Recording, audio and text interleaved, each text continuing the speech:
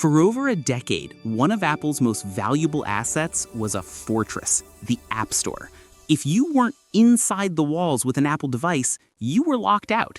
But now, Apple has just built a massive, beautiful new gate. And the real question is, who's it really for? This is the end of that frustrating dead end. Apple has thrown open a brand new front door to its entire digital world. So, for what feels like forever, one of Apple's biggest assets was completely locked down. I'm talking about the App Store. If you didn't have an Apple device, you basically couldn't get in. Well, that wall just got a massive new gate. But the real question is, who's it for? You know the feeling, right? You're on your Windows PC, you hear about some cool new iPhone app, you try to look it up, and you hit a brick wall, a total dead end. It's a question we've all been asking for ages. Why was it so hard to just browse iPhone apps without actually owning an iPhone? Well, guess what? That whole frustrating experience is officially a thing of the past. Apple has just thrown open a brand new front door to its entire digital world. They've completely redesigned the App Store, but for the web. And when I say redesigned, I mean it. The change is, well, it's night and day. Before, going to the App Store on the web was like walking up to a building with no windows or doors, just static pages, basically useless. But now, it's a full-blown, fully functional storefront. You've got the curated Today tab. You can actually search for things. You can dive into interactive app pages. It's gone from a locked box to a wide-open showroom.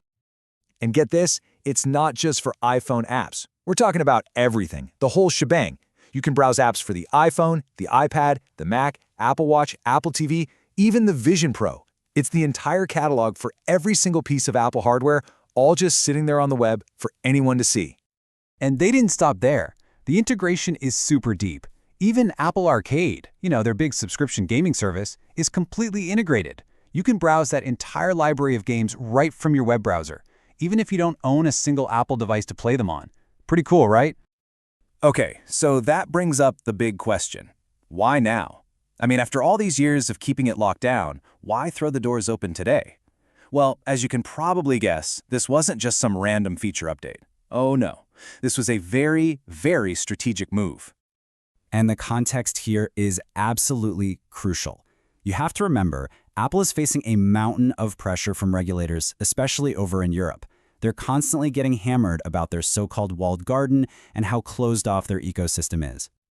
So what does this new web store do? Well, as one industry analysis pointed out, it significantly reduces barriers to discovery. And that's the key phrase right there. By making it super easy for anyone to find and look at apps, Apple gets to turn around and say, hey, look how open we are. It's the perfect counter-argument to all those regulatory complaints. But it's not just about dodging regulators. There's a competitive angle here too.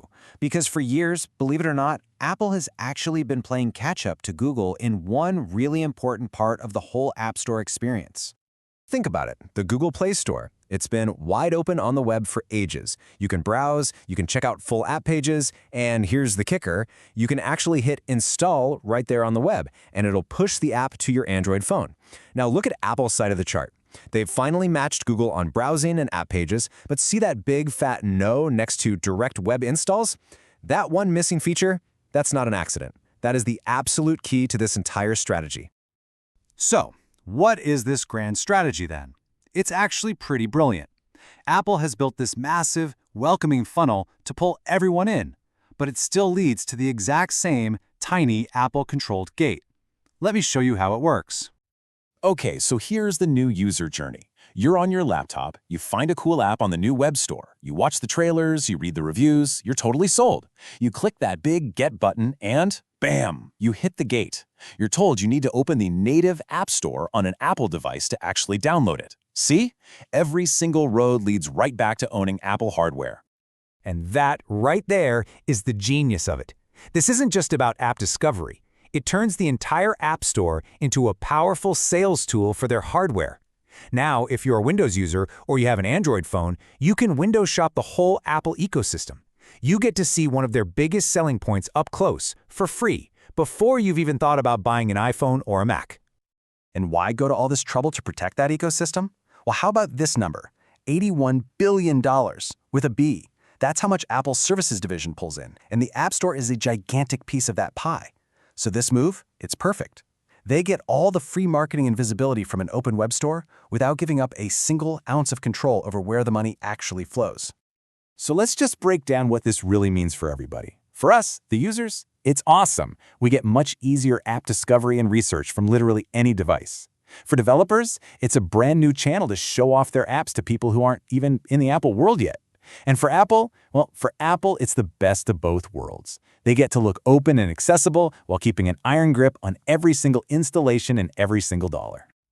And that really brings us to the big final question here. On the surface, this feels like a huge step forward, right? It looks like Apple is finally opening up its famous walled garden. But when you really dig into the strategy behind it, you have to ask yourself, is this a genuine move towards openness? Or is it the most clever, most sophisticated defense of that walled garden we have ever seen? So let's break it down. For users, it's awesome, easier discovery. For developers, it's a new audience. And for Apple, it's the best of both worlds. They get to look open and accessible while keeping an iron grip on every installation and every dollar. On the surface, this looks like a huge step forward, a more open Apple. But when you see the strategy, you have to ask, is this a genuine move towards openness? Or is it the most clever, most sophisticated defense of the walled garden we have ever seen?